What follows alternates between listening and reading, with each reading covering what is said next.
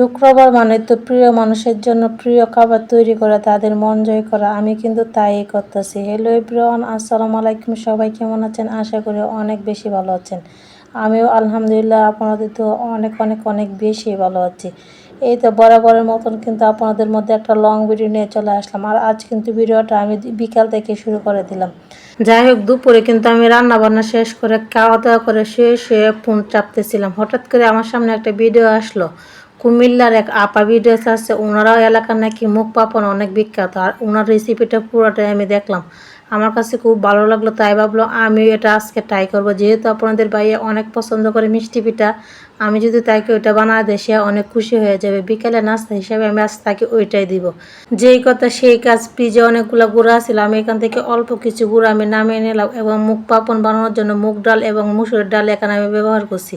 এইগুলা কিছুক্ষণ সিদ্ধ করে নিয়ে আমি ব্লেন্ডার করে নিয়েছি। যেহেতু ওই আপা ব্লেন্ডার করে নিয়েছি, আমি সেম এরকমভাবে বানানোর চেষ্টা করতেছি। তবে আলহামদুলিল্লাহ অনেক অনেক অনেক বেশি মজা হয়েছিল। আর আপুরা আপনাদের যদি মুখ পাপন খেতে ইচ্ছে হয়, ব্লেন্ডার না থাকে বা ব্লেন্ডার নষ্ট থাকে, তাহলে কোনো সমস্যা নাই। ডালটা অনেকক্ষণ সিদ্ধ দিয়ে ঘুটনি দিয়ে গুঁড়া দিয়ে দিবেন, তাহলে হয়ে যাবে। আর এই তো এই দিক দিয়ে কিন্তু আমি ডালটা বলক তুলে নিয়ে এখন আমি চাউলের গুঁড়াগুলো এখানে দিয়ে দিচ্ছি।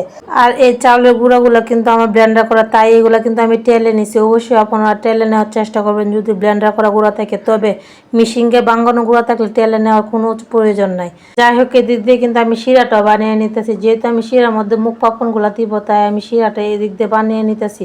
এখানে আমি 2 বাটি পরিমাণ চিনি দিছি এবং 1 বাটি পরিমাণ আমি পানি দিছি। যেহেতু আমার রুমে ছোট্ট বাটি আছিল, এটা দিয়ে আমি মেপে দিয়ে দিছি।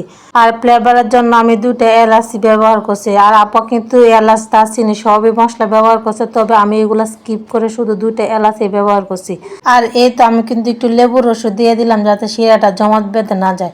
আর এদিক দিয়ে কিন্তু আমার কাইটা প্রায় সিদ্ধ হয়ে গেছে। এটাকে খুব ভালোভাবে মতে নিতে হবে হাতে। যত ভালোভাবে কাইটা করা যাবে অত ভালোভাবে কিন্তু পিঠাগুলো হবে। যাই হোক, আমি কিন্তু একটা ডিমও দিয়ে দিছি। আমি যেহেতু অল্প পরিমাণে কাই করছি, তাই আমার একটা ডিমে হয়েছে। আপনারা যদি বেশি পরিমাণ কাই করেন তাহলে ডিমের পরিমাণটা একটু বাড়ায় দিতে পারেন। দুঃখের ব্যাপার হলো আমার কাছে পিঠা বানানোর জন্য তেমন কিছু নাই, তাই আমি এখানে কাঁটা চামচের ব্যবহার করছি। তবে কাঁটা চামচ দিয়ে পিঠাগুলো খুব ভালোই হয়েছে।